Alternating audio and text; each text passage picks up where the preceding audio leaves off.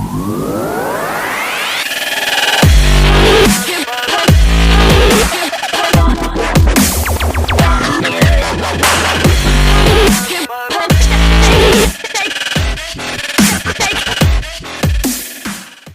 ladies and gentlemen, and welcome back to Squat Eye Syndrome podcast. I am the host, Ben Gilman. As always, I'm joined by Britain's next serial killer. It's Tom Hill. I'll take that as a compliment. That would be good. I'm glad that we've taken that one the right way. You do know you'll be first on my list, right? Yeah. I haven't. I'm pretty sure that's the outcome that is going to happen. Yes. So it's cool. It'd be an honor, actually. The master strummer himself, the maestro Dan Rudge. Hey, I'm definitely taking that as a compliment. Okay, I've been nicer this week. After last week, you went all on a strike. And a man of many good tastes, but unfortunately, he still is a Charm fan. Is Troy Salmon. Oh yes, stay blessed, my Charm ones. And she is now becoming a jump scare. You never quite know when she's going to appear on this podcast. It's Alexandra De Toro. Welcome back. Hello, everyone. Hello. Hello. Hello. How are you all doing today? I'm glorious. How about you? With Bobby Roode.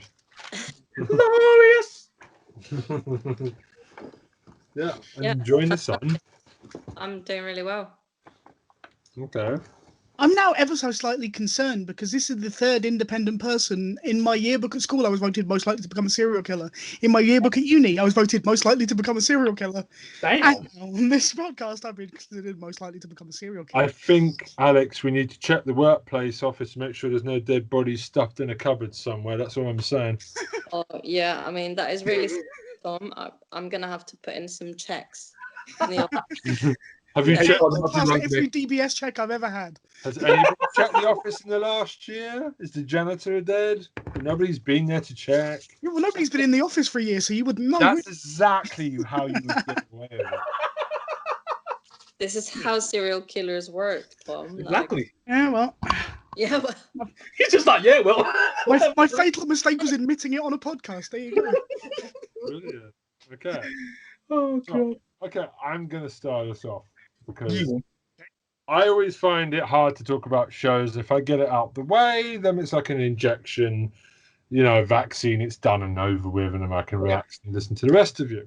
So this week, I wanted to talk about Dawson's Creek and EastEnders.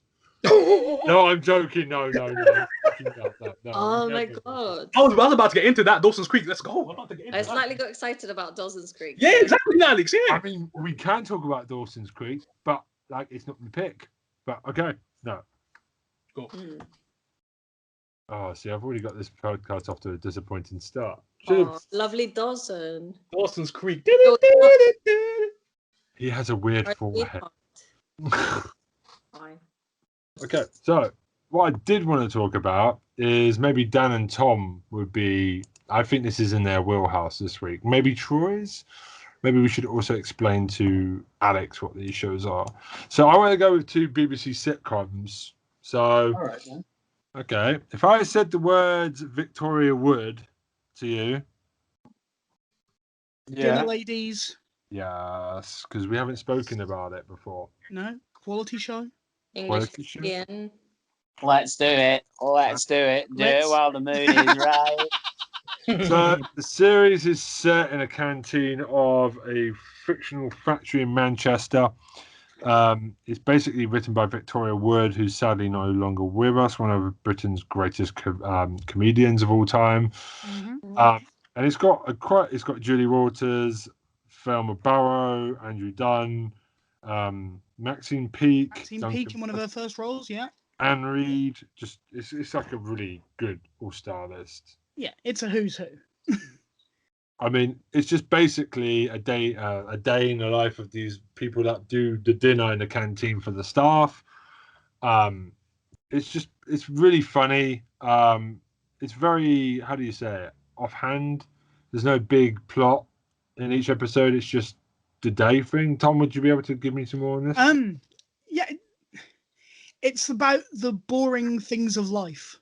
It's about finding the funny in the utterly mundane. This is what they do each and every day of the week, kind of thing. But it's very clever. Victoria Wood is brilliant at finding the comedy in what other people would just think is completely normal. She finds the stupid little moments that make it brilliant. I don't know what it's like in other cultures around the world. So this is just from the UK perspective. I'm saying this. Mm-hmm. There's an element of comedy that we carry around with us all day, every day, in social situations in order to survive, amuse ourselves, socialize, have a vehicle by which we can be known and identify ourselves by individualism, and also like community and group and tribe and pack membership. Your sense of humor and your ability to be wry and witty and things like that, it's really, really highly valued in UK society. And you see it in all of these really like mundane like jobs and situations, whether I was working in a shoe shop or I was working in a social care company or I was working in a hi-fi store or I was working in a school. You carry this stuff with you and you share it with your co-workers. It's the workplace sitcom that we do so well. I think I've noticed that actually. British sitcoms always seem to focus on the workplace a lot more than, say, America, where they always seem to be in a flat. You know, I think some of the workplace is hilarious for comedy. Yeah, there's this level that it's like you're at work doesn't mean that you can't have a laugh. Absolutely. Yep. Because it's always good if you can get on with your work colleagues. I mean, I wanted to talk about I love the relationship between Stan and Brenda. Sorry, Tony and Brenda, because Tony is the manager, if I'm correct, played by Andrew Dunn. It's sarcastic. It's just a little bit playful. I mean, I forgot Julie Walters was in this. She's like a national treasure. I love how Twinkie. Oh no, I've said her name wrong, haven't I? My brain's not working. Twinkle. Yeah, she's always never on time.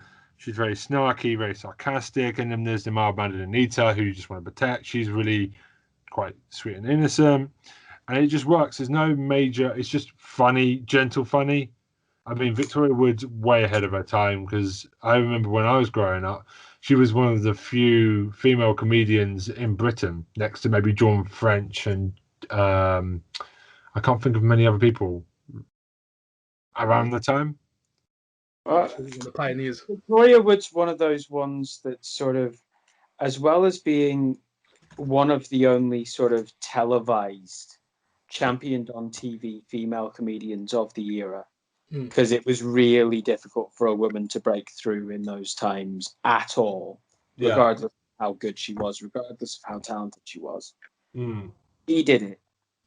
And she did it in a way which almost no other female comedian did at that time, and which was then subsequently done by people like Jo Brand, which was on her own.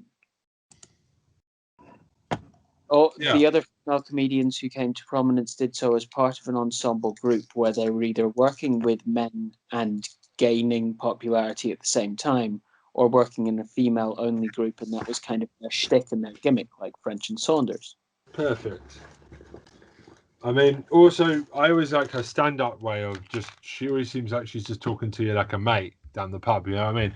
Her way of just low energy, just like very relaxed conversation has always been a favourite of mine because she doesn't try too hard to be funny. She just is funny.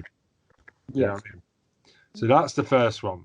So the second one, I want to talk about Rowan Atkinson. So when you think Rowan Atkinson, you think Blackadder, Mr. Bean, Not that I've gotten used. Love Actually, MasterCard, you know, the James Bond one, Johnny English. Yep. Yep. So I want to talk about The Thin Blue Line, which is another BBC sitcom. Blue Line, yeah? Yeah, The Thin Blue Line.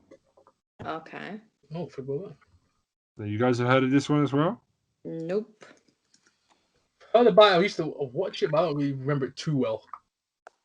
Tom, Dan, Yeah, I've heard of it, but I don't know much about it. Tom. Interesting. Tom is dead. Okay, so Film, is it? Or is there like? Oh yeah, there is a film and TV series. Yeah, so it's a British sitcom starring Rowan Atkinson, who obviously is Mr. Bean, really. Written by Ben Elton, who's a fantastic comedic writer from England. It was only did a couple of seasons. It's set in a police station. It's just basically like Dinnerladies again, a workplace, incompetent policeman. It's got Rowan Atkinson, obviously. He's like, this is one of his lesser known roles, right? Compared to what I've just used as an example. I don't think many people know of it. You got Serena Evans, David Haig, James Dreyfus. I don't even know if I'm saying that correct. Mina Moore, Rudolph Walker. These are people that aren't major actors, but they've been in lots of things. It was influenced by Ben Elton, who's a fan of Dad's Army. So many of the characters are influenced by the setup of that show. It's just really... Oh, it's got 2 seasons, yeah. So it's just basically, those are the 2 shows that are very similar, like very, how do you say it? Low humor, but like funny, not like having you rolling off your seat, but 2 British, because the BBC was pumping out comedic hits a lot during the 90s, and a lot of them fell under the wayside. So I thought I should... Dinnerladies... They both have very dry humor. As like the backbone of what they do. Dinnerladies and The Thin Blue Line. It gets absurd, it gets weird, it does get dirty at times in both of the shows, but most of what they do is the dry, like really bare bones, no frills, sort of just off the cuff, sharp remark humor. Would you say that Dinnerladies is much better known, Dan, than The Thin Blue Line? Because I think Dinnerladies is held in higher regard. I think The Thin Blue Line, through no fault of its own, there was like a perfect storm for it to sort of go by the wayside. Yeah. It's not a bad TV show, but because it didn't do anything remarkably different, it could be seen as being a rehash of almost everything. Because in the 90s, the BBC pumped out so many good comedies like Gimme, Give Me, Give Me. There's so many comedies in the 90s that didn't last more than a couple of seasons. Yeah, you know what? You might be right, because I do remember around that time the marketing surrounding all of these new ones, and everyone got into a new sitcom and then dropped it for another one, and there was a hot new TV program. Yeah, true. And then it got dropped for the next hot new TV program, and 2 pints of lager and a packet of crisps, and gimme, and even things from America like Will and Grace and stuff like that. Oh, great show. There's a lot of shows like Red Dwarf Men Behaving Badly and Vicar Dibley that got good long runs, but there are so many shows that got like a couple of seasons and just died halfway through due to the amount of competition. And I don't know if it was a bigger budget on the BBC back in the day, but they were pumping them out. Everywhere you look, there was another 3 or 4 lined up. Goodness gracious me. I mean, we could talk forever about all these 90s BBC shows that people have seemingly forgotten about now. So, ton of them. Yeah, so go check those 2 out, because, like, especially for you, Alex, Victoria Wood is someone you should look into. She was really great. Yeah, she looks really interesting. An absolutely genius artist. Yeah, Rowan Atkinson is one of his lesser roles. He's brilliant in it. Victoria. Playing Rowan Atkinson himself, as usual, you know, dismissive. But yeah, he's fantastic, as always. So go check those 2 out. That's me done. That's it. Nice. Okay. Really good recommendations. Thank you. We can talk about Dawson's Creek one day. One day. Well, I can go. Okay. So I've got 2 picks, but I may just talk about one. This is a movie called The Trial of the Chicago 7. Okay. I don't know if you've seen it or heard of it. Heard of it, yeah. In my list. So again, yeah, I always pick really heavy themed. Hey, yes, that's you, do it. But it's such an interesting movie, and it's based in real events. And also, I think I really wanted to pick this because of everything that we've been seeing over the last couple of years with the Black Lives Matter and lots of protest, the Floyd trial.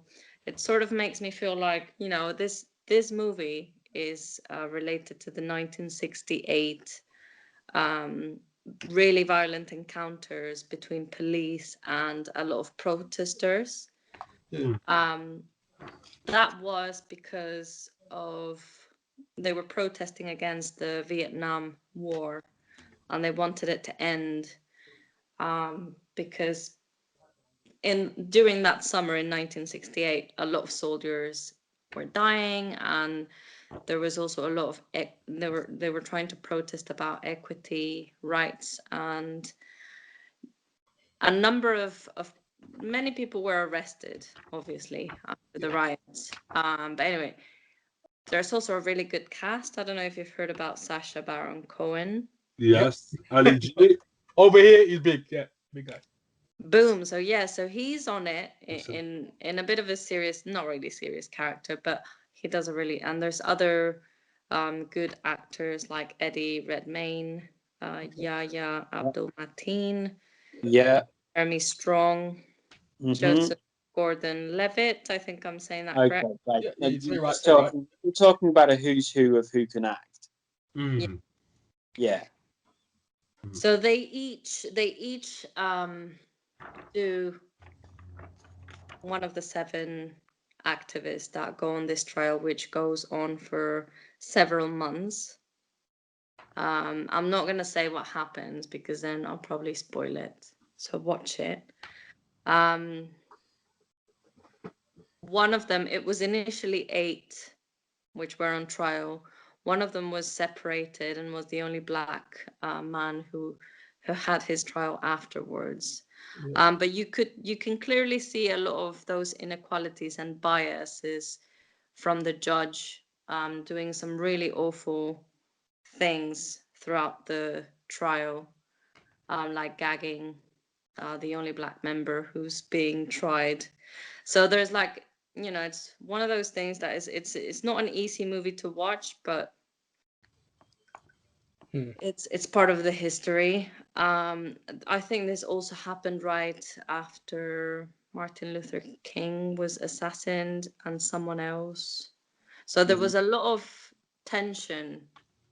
It was Malcolm X first and then Martin Luther King Jr. So it was the Vietnam War, it was Martin Luther King. They were going to be choosing the candidates for the Democratic National Convention. Yeah. And so this is leading up to that Democratic National Convention, which was going to be sometime around August. They weren't really giving any permits for people to do any protests in a very cheeky way. They still went ahead and did some pacific protests, but at the point that the police started to become really aggressive, then it all just went completely out of hand.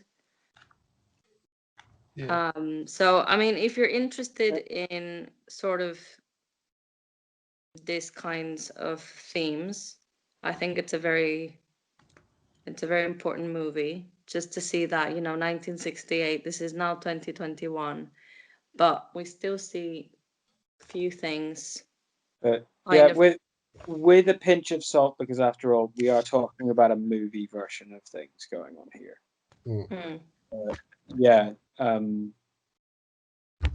Really good way to say that, you know, it's not the first time that people's right to protest has been curtailed.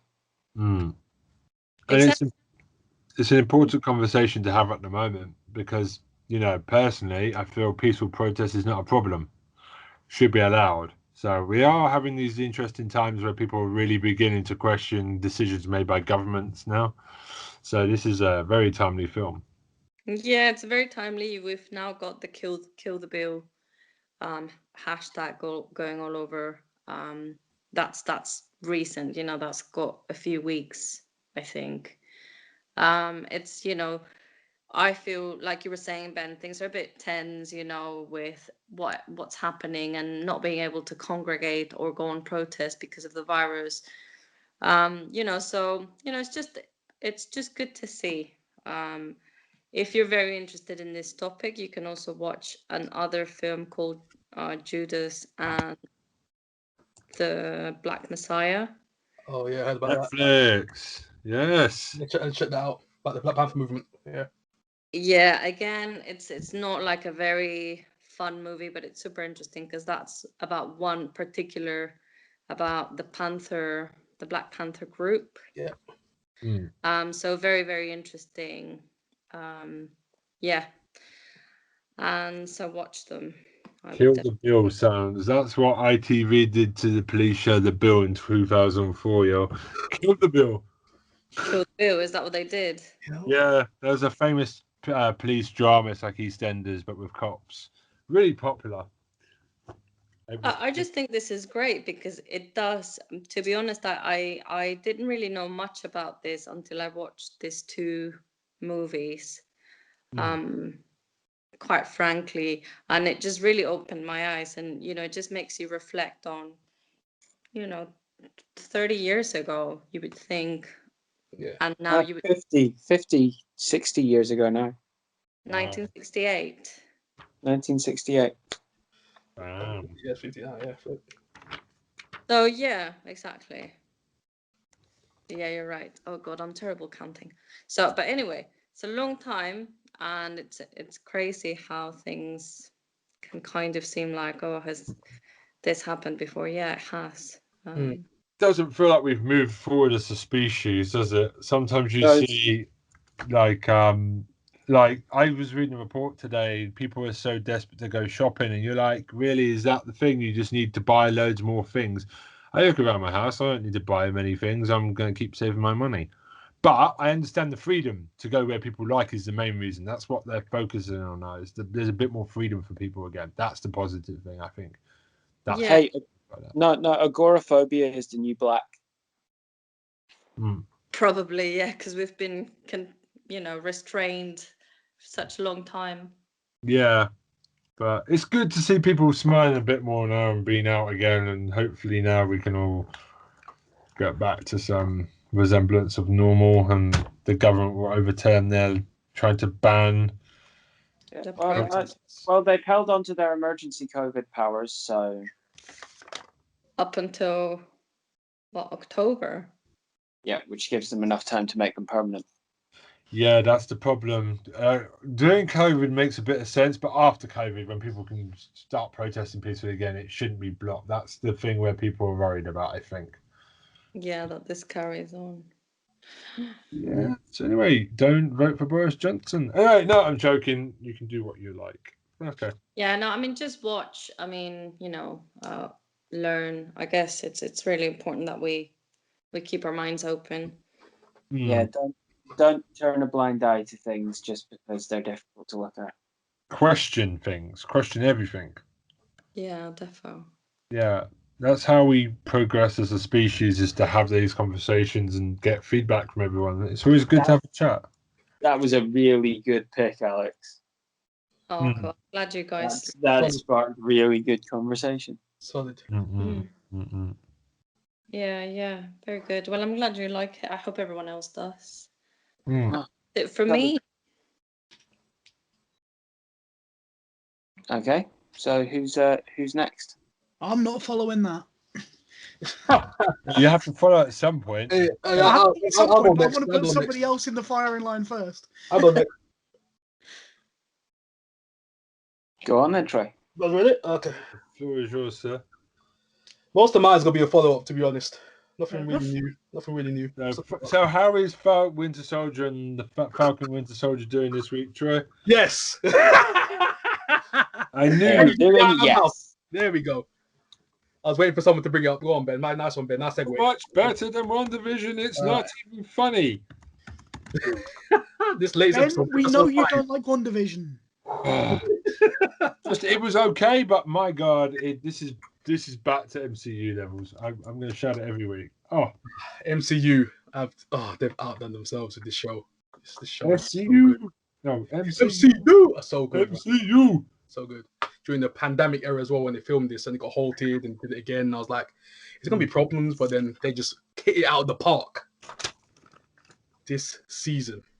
I don't want it to end. It's literally got one episode left. I don't want it to end. It's so good. Do you think going down to 6 episodes is the key? Because I think if they do 6-episode miniseries, it will flow better. Yeah, you got that kind of like way of thinking about it, because they put more energy into a shorter, limited type of size in the season. And I think that's where WandaVision had done down to 6. It would have been a lot better, because I think it. I don't think so. Saggy. Nah, I don't think so. That show was off the rails before it even got to the third episode. Yeah, maybe, but I think 6 episodes is maybe a good chunk of time. 6 hours, well, under 6 hours to get a good story out. It's pretty sweet. It's a sweet spot. No, they were just going for the weird. They were just going for the weird in that show, so they were kind of gonna hit or miss really with kind of a lot of the audience. So it's kind of something where you either love it or you hate it. I think it depends on what you thought was going to happen. If you take it, they tried something different. I think we've all put too much pressure on it. With Winter Soldier and Captain America, Winter Soldier, I'm just letting them take me where I'm going to go. And if the surprise turns up, I'm going to be like, fantastic. I'm just going to enjoy it. I'm not going to put too much pressure on it this time. That was the problem. Put too much pressure. But with this show, Falcon and Winter Soldier, Captain America, John Walker. He's a very naughty boy. Alex, I'm loving the show. Yeah, I'm loving it. Trust me, this show is so good. But he literally, so the last episode before, he just killed someone. As I said before, the last time I was here. So he kind of brushes the shield off and kind of goes, "Let's go, guys. Let's get the villain." And the Falcon and Winter Soldier just like, "Nah, bro. Give me the shield. Give us the shield." And I was like, I felt so bad. The emotions, the feels again hitting me. I was like, "Oh, don't do that to him, please. That's all he's got, man. The shield. Don't do that to him. Don't do that to my boy John Walker." So then, obviously, he's got the serum now, and he's got to fight him because he's like, "I see how it is. You come here just to take the shield off me because I'm the Cap. You know what I'm saying? I'm the guy. He did the training day. Denzel Washington. I'm the guy. I'm the man. You know." And they take it for him to have a fight. Brawl breaks out. They tag team him 2-on-1. I was like, 2-on-1? That's not fair, bro. Just give this guy a fair shake. 2-on-1. Bucky and Falcon together. This guy was so good. He was throwing them around. I was like, oh my days. This is why John Walker is the guy. He is Cap, bro. He's Cap. But at the same time, they said he stained the shield and they said he's not worthy of the shield anymore, so they wanted it back. Apparently, Sam Wilson. A lot of people are backing Falcon in this scenario, and I'm not. They think, you should just support Sam because he's the successor to Cap. I'm like, nah, he ain't the successor. He gave up that shield. As soon as he gave up that shield in the first episode, he gave up that right to be Cap. I was like, nope, it don't belong to you anymore, Sam. I was like, sorry, you're not Cap, bro. You are not Cap. So that kind of angered me in the storyline plot of the show. Well, because in the comics, Winter Soldier and both Bucky and Sam have been Captain America. Exactly. So we had the wings on, we had the shield. But I was like, in this show, they made it look. They did not want me to make Sam be Cap. I was like, no, I don't want Sam to be Cap after that. I was like, no. The way they did the dialogue, the plot, he goes to see the old Captain America who's going to give him the shield. When they got the shield off John Walker, I was like, what are you doing? Yeah. What are you doing? Isaiah's not going to want that shield I'm popping because they got the young. Talking of Isaiah, they got that young kid in, and he becomes Young Avengers. So they're continuing the trend of setting up the Young Avengers in the background. Exactly, and the thing is, and as before, like the Black history, like of the Isaiah, the original Captain America, they kind of put that in the storyline from the comics. Yeah. The original Cap, and they kind of did experiments on him because obviously he's a black guy. They didn't want him to be the face of the military and be the face of the super soldier program. Obviously because of that, so they kind of peppered that in there, which I like. They're not being too preachy though. It's in the background, you know. Exactly, it's in there, but they were kind of edging on there, and I was like, okay, they kind of held it back a little bit, and I was like, okay, brilliant. Because Falcon, you know, the bank guy said, yeah, but you know, because it felt. Did you get a racial undertone from the bank manager on the first episode? Because it felt racial. It's there subtly. I wouldn't say that because he kind of knew the family and he knew about Falcon, and you were just like, bro, haven't you got any money? I don't really feel any racial undertones. They kind of played it. How is this guy? Sam with his sister. He's an Avenger. Yeah, but at the same time, he's an Avenger. But the thing is, people don't realize Tony Stark, that guy, bro. That's disgusting. He didn't give this guy he didn't give any money. This whole time he was with him. It's a rich guy. Tony Stark. Superpower, money. He took the mick. He didn't give this guy any money. I would love to see Bruce Wayne and Tony Stark just turn up and have a money fight where they hit each other. That angered me when he goes, I'm an Avenger, like the Tony didn't left any money. I was like, Tony, bro. He took the mick out of the Avengers. Do you reckon, very quickly, because Loki's up in 2 weeks, do you reckon Kid Loki will be permanently put into the Young Avengers as well? Because that will happen. Oh, man, I don't know. I do not know what's going to happen with Loki. I tell you right now, I don't know what the hell they're going to do with that. Because apparently some new villains going to be the setup. What's that again? Is Hiddleston coming back to do Loki? Yeah, he's Loki, yeah. Okay, cool. It's the next miniseries. I don't know what's after, but they've definitely fast-tracked quite a lot of them. They're all one after the other. So, you know, it's cool time. It's new time stuff, so that should be interesting. But with this show, yeah, solid. It's a solid A for me. The end of episode 5, bro. Oof. It's an A. This show is an A. You gonna say, Alex? It's like super solid action. Yes, the action is good and the dialogue. It's just the whole plot together. It's not even so much the action. The action is decent as well, but the dialogue around it is very Some good. people said, it's a bit MCU, but it's back to what MCU does best, and it's shorter, so it doesn't. This is the best of so MCU. much flagging. There's no. I've always said on this podcast, American TV shows sometimes I feel their seasons are too long. 10 to 13 episodes is normally. You need a story. You should have a story that continues over 13, however long you need it to. But if your show originally WandaVision, for example, was 6 episodes, and for some reason it got extended to 9. So I don't know why. If your storyline is 6, keep it to 6. You don't have to make loads of episodes if your story does not serve it. And they could have easily made this longer as well. They could have easily drugged this out. But it feels like it's breathing still. Yeah, exactly. So that's great, and it feels even gives the villains backstory as well. Zemo, the Dora Milaje, they still they're after him. They capture him at some point.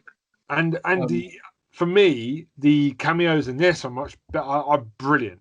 It's subtle as well. They do it in a subtle way. They might just when I saw the Marjorie, I can't say their name. Dora Milaje. the cream brulee people. Queens.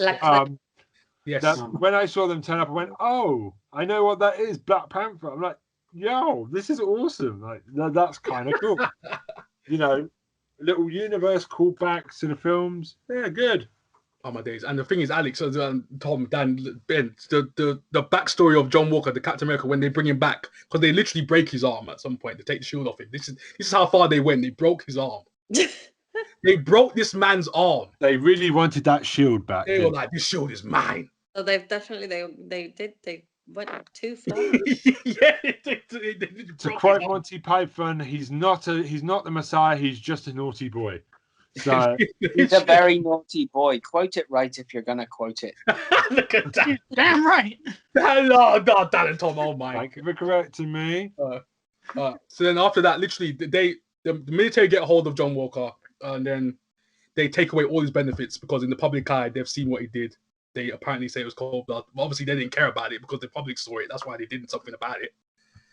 So they took away all his benefits, and I was like, my gosh, they took away this guy's benefits, bro. He goes, "You made me. You made me." I was like, oh my days, the emotion, bro. I was like, yes. I felt it, bro. Him and his wife got no benefits. So this woman comes up to him. So she's kind of like become this shadowy character, goes up to him and kind of gave him a job. So we're going to see where that goes in the last episode. But all in all, Falcon and Winter Soldier, top tier, A+ show right now. So good. Disney Plus, You know how to find it. I'm done. That's my one pick because I don't want to go too far. But yeah, I'm gonna do one pick today. Just want my one pick. Done. Okay. Okay, Dan, you want to go next? Because Tom's bringing up the rear as usual. Not that I'm insinuating that if you want to bring up the rear, Tom, that's up to you. Do you want to go next, or do you want to? I truly don't mind. All right. Well, then let's go with Ben's suggestion. Okay. Last week, I spoke to you about Invincible. Okay. Oh yes. Because you know me, and you know that when it comes to shows, movies, everything, I have a real weakness for animated shows. I have a real weakness for animated movies, especially if they bring something that nothing else seems to manage. You know what I mean? It's why whenever I talk about animes, one of the ones that I first talk about, one of the first ones that comes to mind is Serial Experiments Lain. Oh, yes.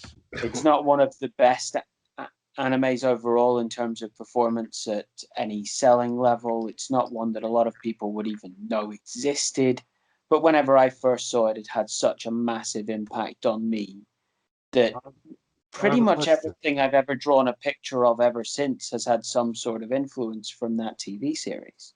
I have a question for you. Yeah? Are you a fan of the director? Is other stuff as well? I don't know very much about it. It hit me on a visceral level. I'll tell you afterwards, mate, because his director, right. if you like We'll this... have a conversation about it, because this isn't even what I'm talking about this week. After having watched Invincible, which, by the way, still continues to be a tour de force with the new episodes coming out. Oh, okay. Just as gut-punchy, just as strong episode to episode. I needed something else. I needed a palate cleanser, something I'd seen before that's well worth watching over and over and over again, and you can get lost in, or you can study the different parts of, or whatever. Loads of enjoyment to be had. And something not as gory, not as insane on the we're going to be really real about the violence, but something that still had a lot of substance. And I settled on Avatar, The Last Airbender. Oh my gosh, you went there. Okay. So what's your take on the show, Dan? Because it doesn't always tell you what's going on. So what's your interpretation of Serial Experiments Lain? My interpretation of Serial Experiments Lain? Yeah, because you can have a lot of conversations about this show. People have got their own theories. It's about the singularity. It's about the point of AI actually finally gaining autonomy. That's where I really put that. Like that's the to quote the Matrix, the remainder in the equation. There's that creepy image where she's almost inside the machine as well in the bedroom when her dad installs the PC. Later down the line, she loses who she is. It's a very deep show. It's fantastic. But to go back to Avatar: The Last Airbender, this is a show of this size is not going to get away spotless. Any piece of art of that scale of magnitude, any work, any creative anything is not going to get away without having something you can criticize it's about. And there are plenty of things which, like, large portions of different fandoms find horrendous about Avatar: The Last Airbender. And we are talking about the TV series. We're not talking about Titanic 2 Electric Boogaloo. Everybody's Blue. We're not talking about the M. Night Shyamalan half of a mouse that the cat dragged in. We're talking about the TV series, which I think it's probably one of the best animated epics that has been actually accomplished so far. Yes. So that's the thing I'm very sorry about that, but yeah, I wanted to talk in particular about one thing, and that was that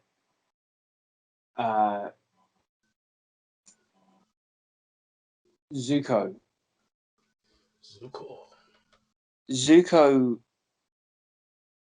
I think professional wrestlers need to watch Avatar: The Last Airbender so that they can watch Zuko.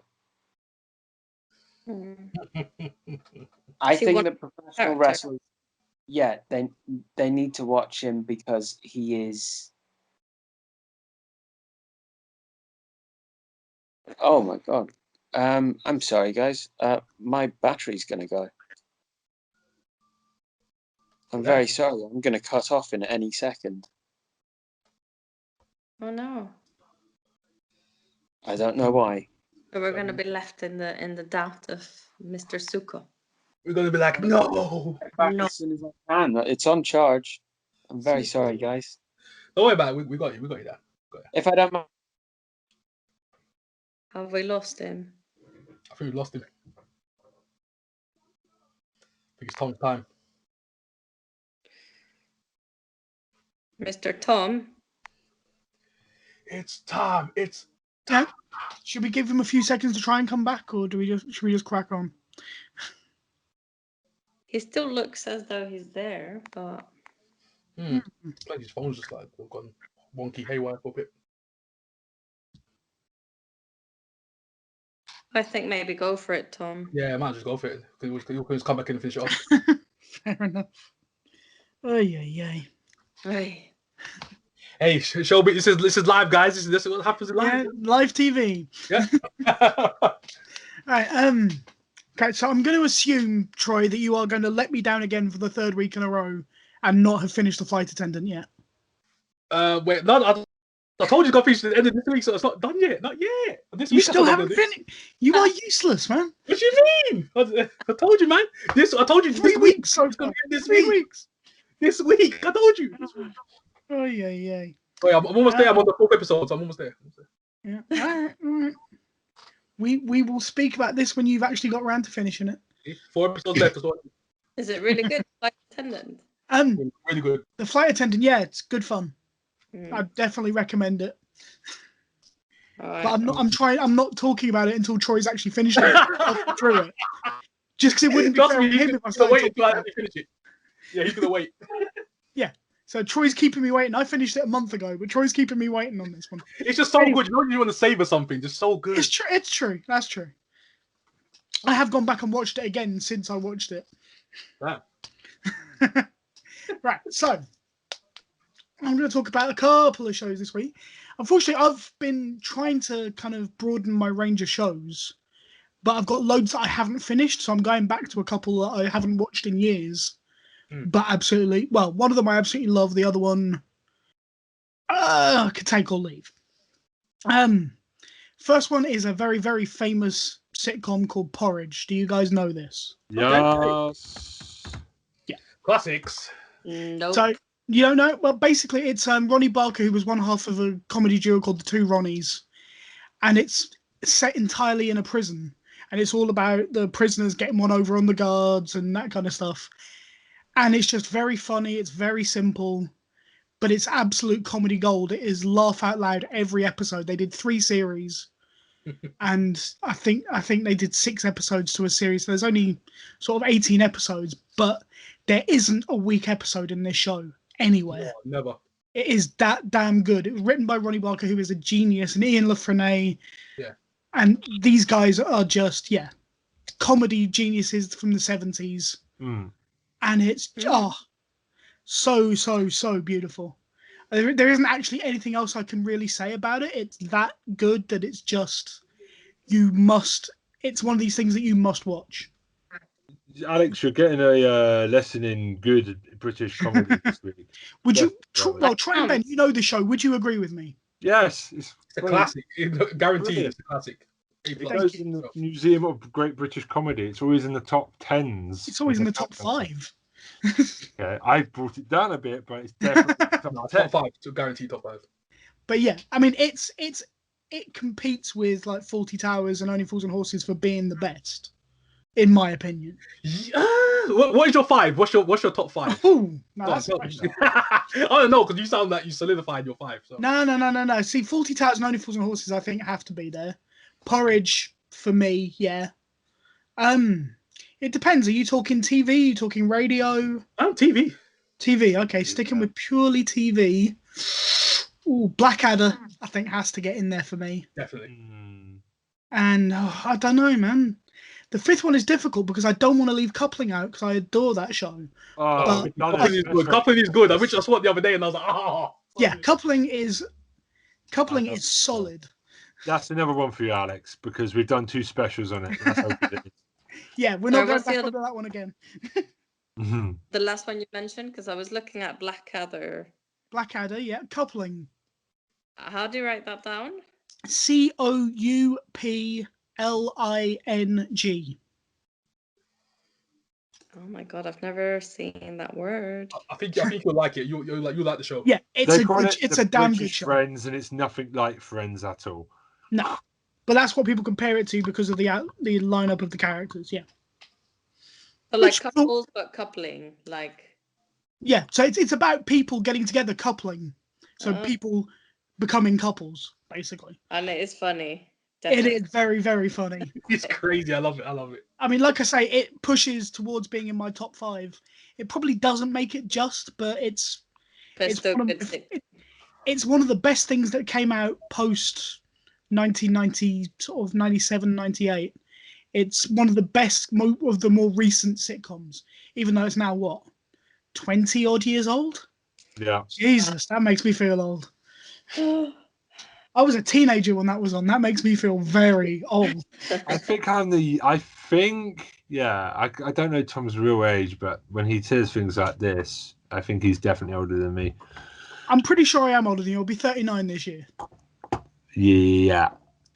Yeah. I've got no reason to hide my age. Yeah, go on. Say it proud. Say it loud and proud. Yeah, well, I'm not 39 till December, but I'm 39. Be proud of it. But yeah, I will be 39 this year. Anyway, yeah. So this is as much for you, Alex, as anything. Porridge is totally worth it. Watch it. Okay, I'm making the first series is the weakest of them, but is still pretty much perfect. What a time for my phone to go. You were talking about Porridge. Well, you can join in. Yes. Feel free to add your opinion to this discussion. No, but just Ronnie Barker is probably one of the wittiest men to ever step in front of a camera. And he's a fantastic comedy actor, which is what he's doing in this. But all I've said, Dan, is that Porridge is one of the greatest comedies of all time. Oh yeah, no, yeah. That's literally what I have said. No, it's definitely in my top 10 all-time comedies. Yeah, we were just having that conversation as well. Yeah, literally, we're just talking about 5, but yeah. I must watch it. You should, yes. I would recommend it to anybody. It's that good. Okay, so moving on. Welcome back, by the way, Dan. Yeah, sorry about that, everybody. Technical difficulties. Turned out that the plug head for my charger had actually sheared off inside the socket. Oh, nice. Damn. So that was fun. Do you want to finish the end of your second pick? I would absolutely like to finish the end of my only pick. Oh, right. Sorry, I thought you did 2 picks. Yeah, no, you had a conversation about one thing. Okay. Yeah, continue, my man. Continue.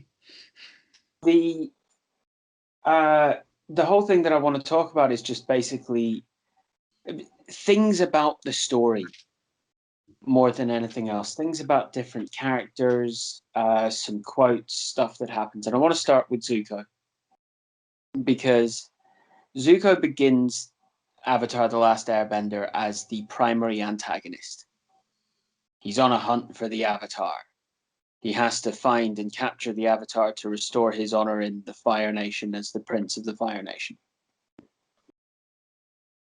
He's accompanied in his journey by his uncle Iroh, who is the most universally loved character in the entire series by a good long way. everybody loves Uncle Iroh who has seen this series. Has anyone seen this series? Nope. Long time ago. Uncle Iroh is like, he used to be a general in the Fire Nation army. The Fire Nation's very militaristic. They are the invader army in the war that's been going for 100 years at this point. And Iroh used to be a general until a defeat at an Earth city called Ba Sing Se. And he retired. And since then, he has accompanied the exiled Prince Zuko purely out of love for his nephew. His own son was killed in battle at Ba Sing Se while he was leading the army, and was the cause for his loss of heart in the battle and why he lost that particular.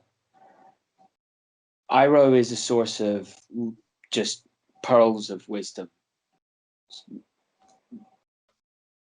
Sayings like, sometimes life is like a dark tunnel. You may not be able to see a light, but if you just keep moving, you will come to a better place. Like that, this kind of guy, he's obsessed with tea, but he's also a badass. Old dude, badass. Like proper warrior, proper strategist, shrewd. Like really, really cool character.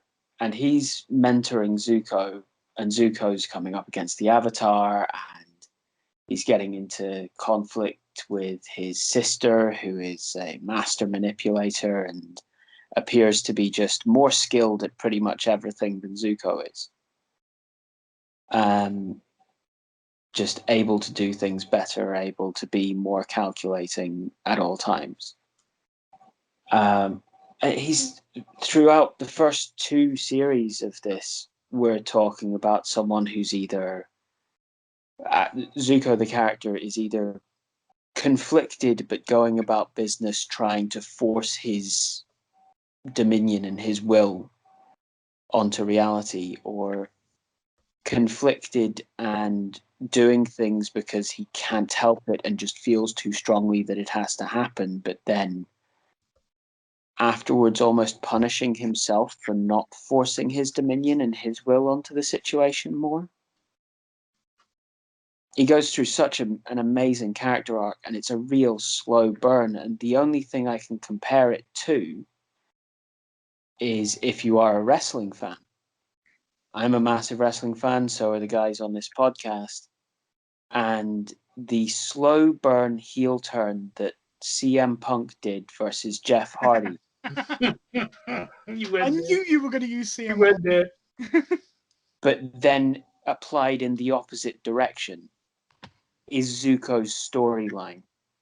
So what, a slow burn face turn? But it's from a character that's kind of like Triple H as Hunter Hearst Helmsley to a character that's more like, I don't know, almost ACH kind of hero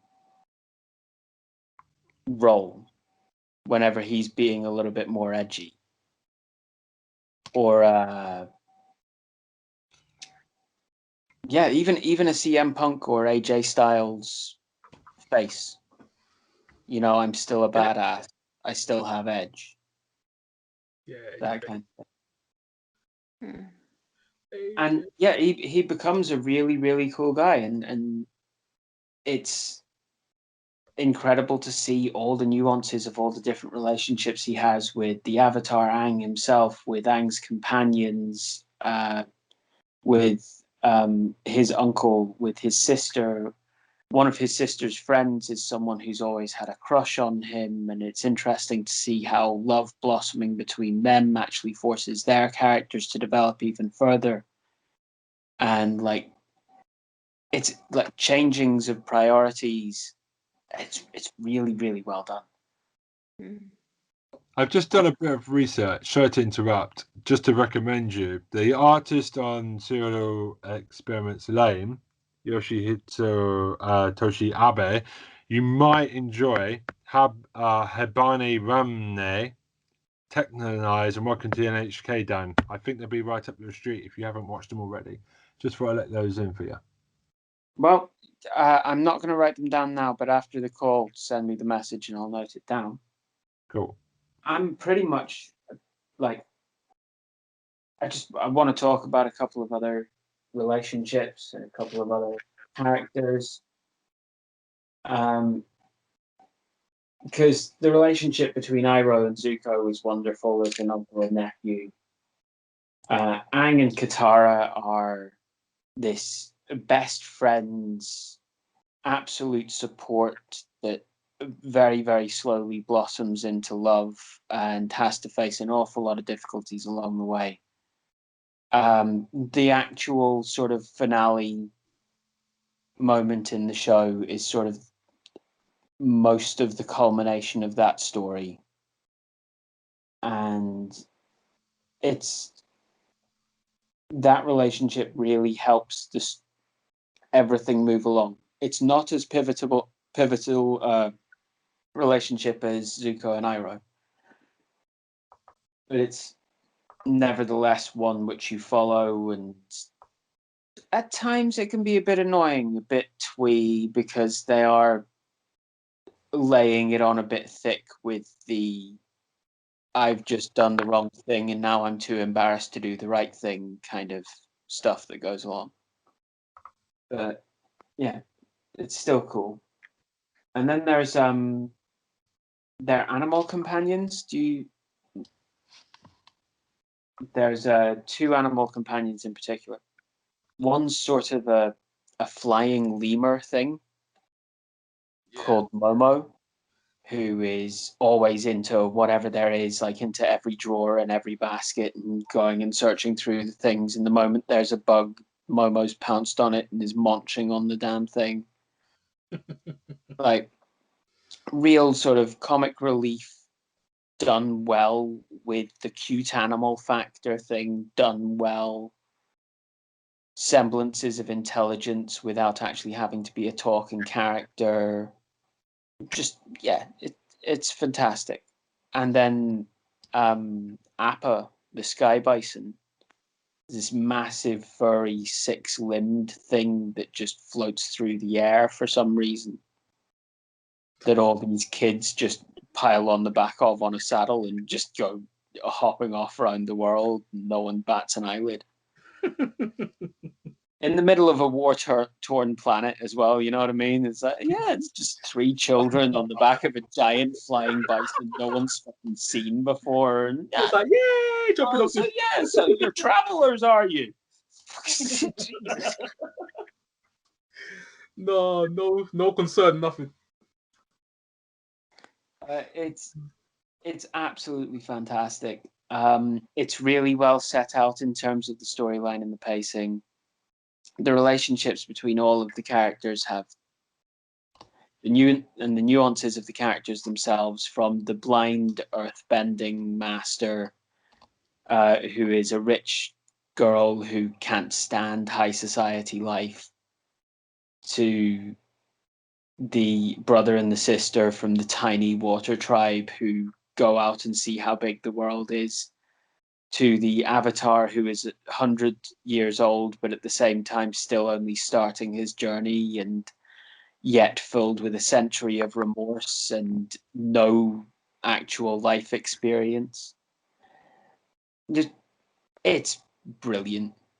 And it was a really nice thing to be getting myself absorbed into after having spent so long watching superheroes punch each other's stomachs clean out through their spines.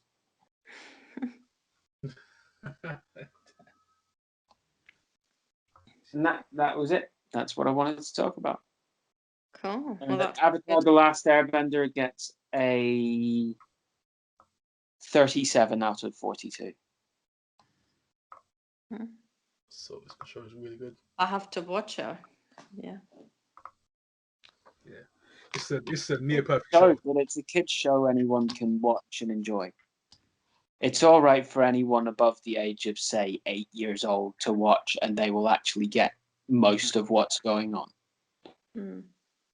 but it's really fun to watch. It's a really good story, and if you just like your fantasy stories and your different magical worlds and strange powers, fill your boots. Yeah, sounds good. Sounds interesting.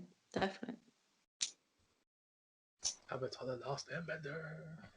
Mm-hmm. So good, so good. So, Surprise one. do we have anything else to do? Ben? Cool. So are we gonna go back to Tom? Yeah, I was thinking Tom's Yeah, but Tom finished off. started, but didn't finish his thought on Porridge. Well, no, I pretty much finished my thoughts on Porridge. I'm trying to decide whether to hang on to my other pick until next week now. We could just end with Dawson's Creek. We are never, ever, ever going to end with Dawson's I went Creek. away. You all have to be out. No. I'm more than happy to wait for my life and wait to talk about Dawson's fucking Creek. I want You guys are fine, me. the Dawson's Creek is coming. gas. Okay, Oh dear. so Yeah, so I'm gonna leave it with Porridge this week. One excellent show to recommend, and then I can bitch about the other one properly next week. haven't had Porridge in forever. I have Porridge most days, weirdly enough. I have muesli. I've upgraded. I wouldn't say it's an upgrade, but I've moved on. It I is used to go back not to an upgrade. Porridge. Shut up. Team Weetabix represent. Yeah, Weetabix. I'm down with Weetabix as well. Porridge is superior to all of those. Stop insulting my national cuisine. Oh, Omni corn, porridge. Oh man, the Scottish porridge, all that stuff. Love it. Yeah, yeah. You like to chuck in what you have for breakfast? Well, on the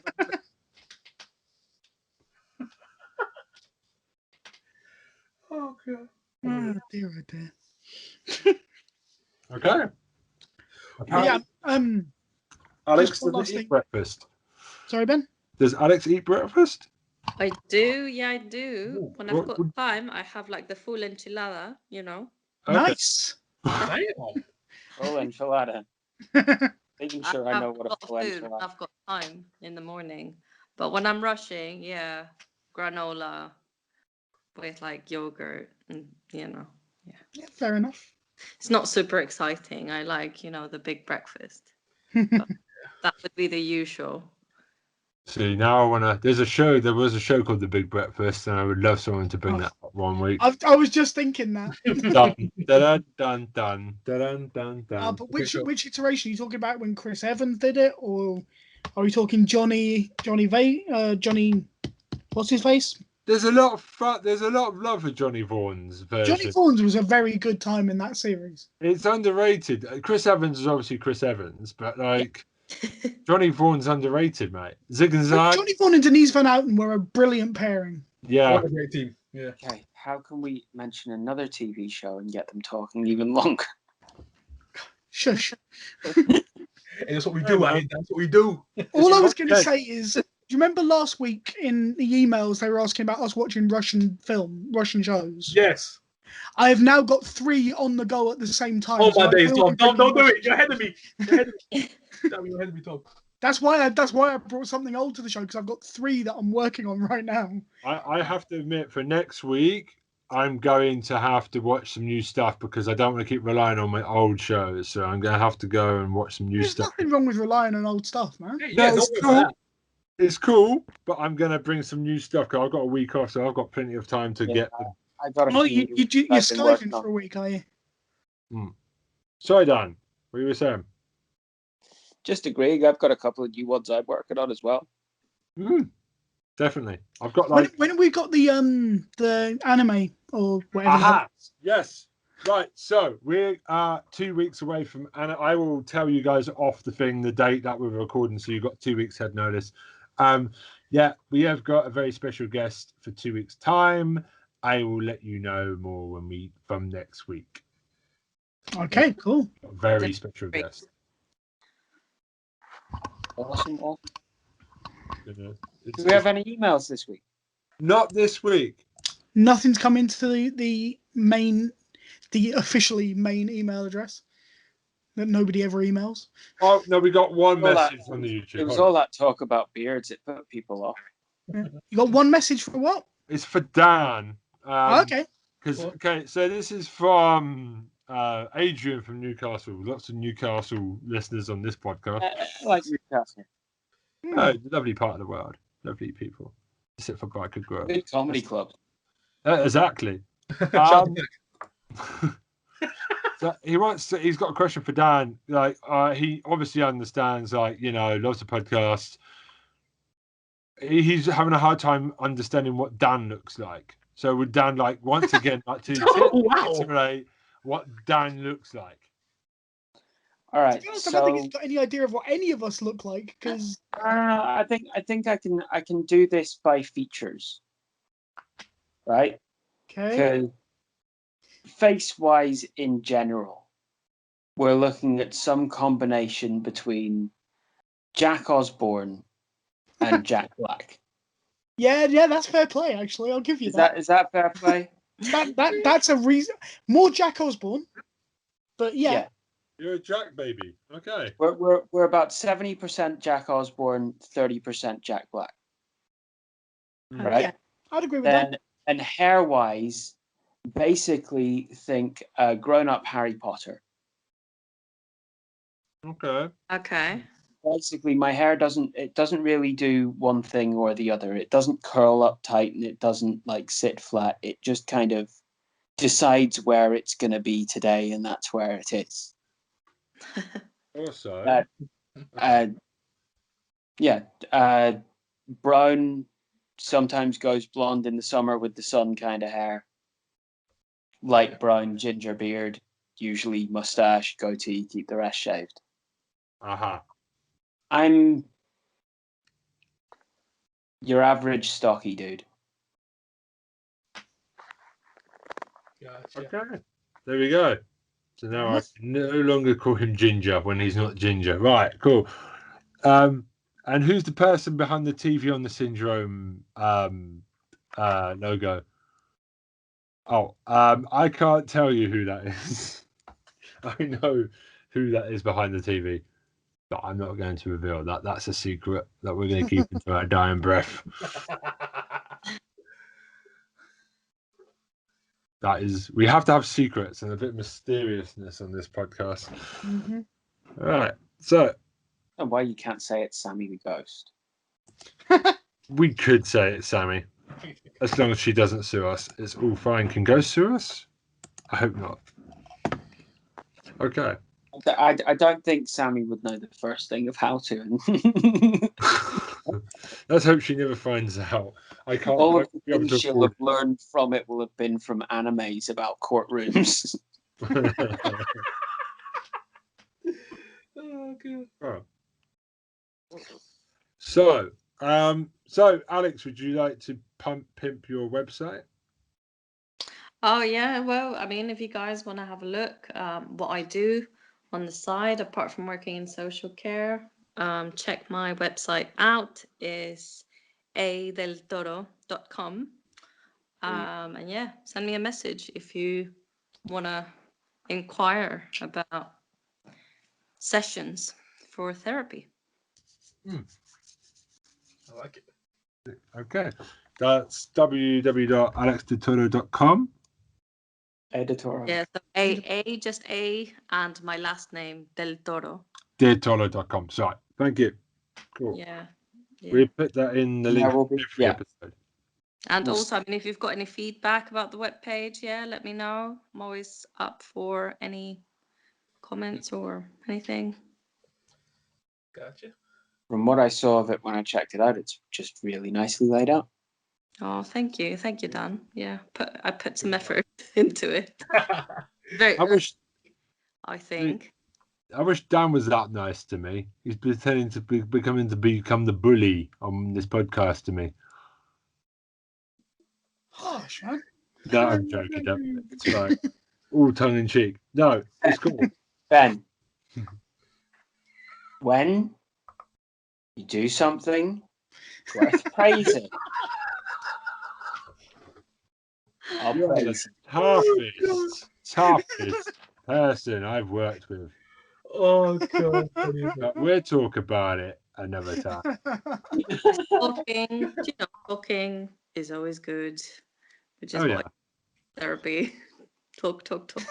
We'll join you in therapy this week if you've got a free time. No. So, they're all emails to squareeyesyndrome2020@gmail.com because I know Tom will go on strike again. Damn right.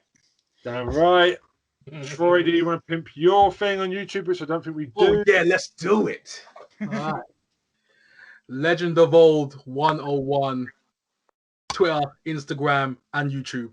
There you go. Dan, you're the music guy. Do you want to pimp your thing? My thing's going all right. We still got the TikTok going. We still got the YouTube going. I'm uploading as I see fit or as people request. So subscribe on TikTok, subscribe on YouTube, send me a comment, request something. I'll put it up. Would you like to give you a link so people can find you?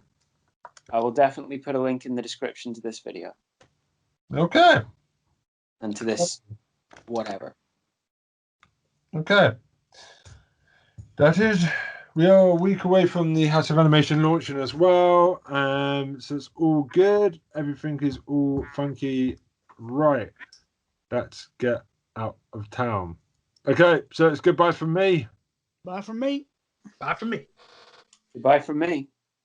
Bye from me. And kill this thing with fire.